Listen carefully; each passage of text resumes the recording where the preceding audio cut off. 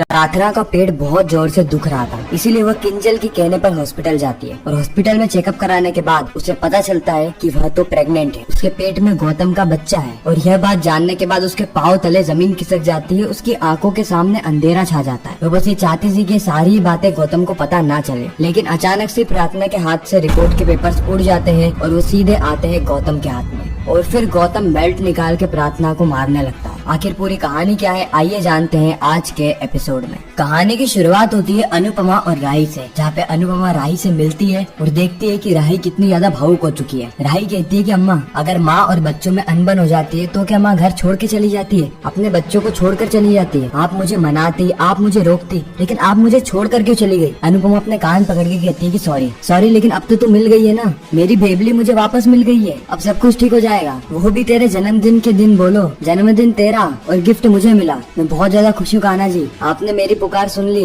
धन्यवाद कान्हा जी, धन्यवाद, आपका कोटि कोटि धन्यवाद। अनुपमा खुशी से बावली हो जाती है। अनुपमा कहती कि happy happy happy happy happy birthday Rahi, happy birthday, तुझे जिंदगी की सारी खुशियाँ मिले, तुझे मेरी भी उम्र लग जाए, भगवान तेरे रिश्ते को कैलाश पर्वत जितना मजबूत बनाए। उसी वक्त राही कहती है कि माँ, बर्थडे का गिफ्ट आपको नहीं मुझे मिला है, क्योंकि माँ से बड़ा बर्थडे का गिफ्ट और क्या ही हो सकता है। अनुपमा कहती है कि मैं आठ महीने के बाद तुझे देख रही हूँ, तुझे पता नहीं है कि मैंने ये 8 महीने कितने घुट घुट के बिताए। राही कहती कि माँ, आपको नहीं पता है कि मैंने ये 8 महीने कैसे बिताए। अनुपमा कहती है कि इन 8 महीने में हर एक पल उसने राही को ही याद किया है। साथ ही अनुपमा हाथ जोड़ के राही से माफी मांगती है कि जो मुझसे गलती हुई उसे तो कोई भी ठीक नहीं कर सकता। उसी वक्त राही कहती है कि नहीं माँ, तुझसे कोई भी गलती नहीं हुई है। हालांकि उस दिन मैंने तुझे बहुत कुछ कह दिया कि आर्यन की मौत की जिम्मेदार सिर्फ और सिर्फ तू है, लेकिन बाद में मैंने थोड़ा सोचा, जब मेरा गुस्सा ठंडा हुआ तो मुझे रियलाइज हुआ कि इसमें तेरी कोई भी गलती नहीं थी। वो तो आर्यन ही था जो कि ड्रग्स का लती बन गया था। तूने तो सिर्फ उसे 1 दिन का समय दिया था, तुझे कहाँ पता था कि 1 दिन बाद वो इस दुनिया में ही नहीं बचेगा। और वैसे भी जीने और मरने का हक हमारे हाथ में नहीं होता, कान्हा जी के हाथ में होता है। और यह बातें सुन के अनुपमा के दिल का भार उतरने लगता है। जो बोझ लेके इतने समय से घूम रही थी, सिर्फ कुछ ही मिनटों की बातों से वो बोझ उतर गया। अनुपमा राही को जोर से गले लगाती है और कहती है कि मुझे मेरी बेटी मिल गई, मुझे मेरी बेटी मिल गई, मुझे इससे बढ़कर और कुछ भी नहीं चाहिए। लेकिन उसी वक्त राही अनुपमा को जोर से धक्का देती है, जिससे कि अनुपमा एक पेड़ पे टकरा जाती है। राही कहती है कि आप दिन में सपना देखना बंद कीजिए माँ, मैं आपको कभी भी माफ नहीं कर सकता। अगर आपको पूरा ही प्लॉट समझ में नहीं आया तो मैं आपको बता दूं कि जैसे ही राही और अनुपमा मिले थे, उसी वक्त अनुपमा एक सपनों की दुनिया में खो गई थी, जहाँ पर वो राही से मिली और राही ने उसे माफ कर दिया। लेकिन असलियत में राही ने अनुपमा को धक्का दे दिया और कहा है कि आप मेरी जिंदगी में कभी भी लौट कर मत आना। राही कहती है कि माँ, आप खुली आंखों से सपना देखना बंद कीजिए। अगर मेरा कड़ा आपके हाथ में गलती से लग गया है तो इसे कोई इशारा मत समझिएगा। इस कड़ा को आप जब भी देखेंगे ना तो आपको यही याद आएगा कि आपने अपने हाथों से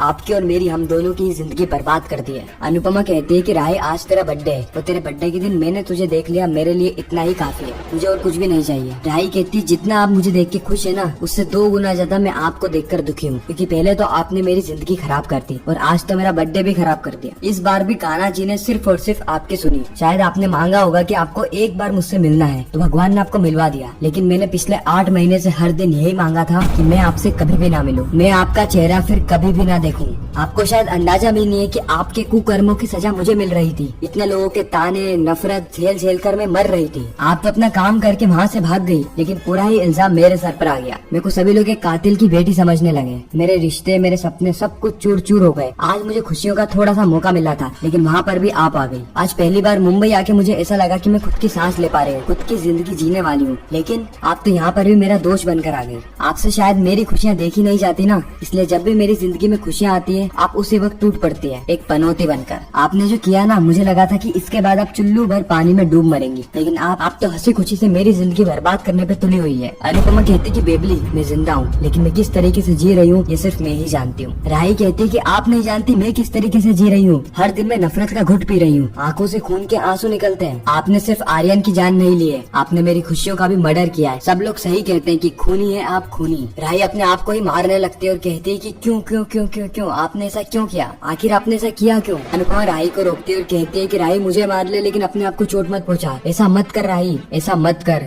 और इस वक्त तक अनुपमा की भी आंखों से आंसू बहने लगते हैं। ये दोनों ही माँ बेटी मिलकर बीच सड़क पे नदियों की तरह आंसू बहा रही होती है और अगले ही पल हम किंजल और प्रार्थना को देखते हैं। यह दोनों बहुत ही ज्यादा डरे हुए थे। उसी वक्त प्रार्थना को चक्कर आने लगते हैं तो किंजल प्रार्थना को पकड़ती है और साइड में बिठा देती है। किंजल कहती है, प्रार्थना तू ठीक तो है ना, तेरे को ग्लूकोज पीना है? प्रार्थना कहती है कि मैं कैसे ठीक हो सकती हूँ दीदी। प्रार्थना किंजल को बताती है कि वो भयानक रात जिस दिन वो भागकर शाह हाउस आई थी, उस दिन गौतम ने उसके साथ जबरदस्ती की थी, उसके साथ छेड़छाड़ करने की कोशिश करी। यह बात सुन के किंजल शॉक हो जाती क्योंकि आज से पहले प्रार्थना ने कभी भी इस बारे में जिक्र नहीं किया। फिर प्रार्थना एक बड़ा खुलासा करते हुए कहती है कि यह प्रेगनेंसी उसी का नतीजा है। हुआ कुछ यूँ था कि जैसे ही प्रार्थना की तबीयत खराब हुई वैसे ही किंजल ने उसे राय दी कि वो एक बार डॉक्टर के पास चले जाए, वो सारे ही चेकअप करवा ले। जिसे ही प्रार्थना चेकअप करवाती है, डॉक्टर्स प्रार्थना को बताते हैं कि वह प्रेग्नेंट है। किंजल कहती है कि प्रार्थना अभी डॉक्टर से कंफर्म नहीं कहा है, उन्होंने सिर्फ इतना कहा है ना कि प्रेगनेंसी के हाई चांसेस हैं। प्रार्थना कहती है हाँ, लेकिन अगर प्रेगनेंसी निकल गई तो आप ही बताइए, आखिर कौन राक्षस के बच्चे की माँ बनना चाहता है? हर लड़की माँ बनना चाहती है, लेकिन कोई भी एक राक्षस के बच्चे की माँ तो नहीं बनना चाहती। कोई भी लड़की जबरदस्ती माँ नहीं बनना चाहती, लेकिन मेरे साथ तो जबरदस्ती करी थी। काश अनु आंटी अगर आज यहाँ पर होती तो मुझे सही गलत समझा पाते, लेकिन मुझे तो अभी कुछ भी समझ में नहीं आ रहा है। आखिर में करूँ तो करूँ क्या? किंजल प्रार्थना को शांत रहने को कहती है और कहती है कि समय के साथ साथ सब कुछ ठीक हो जाएगा, अभी पहले डॉक्टर्स की कंफर्म रिपोर्ट तो आने दो, फिर हम समझते हैं कि हमें आगे करना क्या है। प्रार्थना हाथ जोड़ के किंजल को कहती है कि आप प्लीज इसके बारे में घर में गौतम को या फिर किसी को भी कुछ भी मत बताना प्लीज।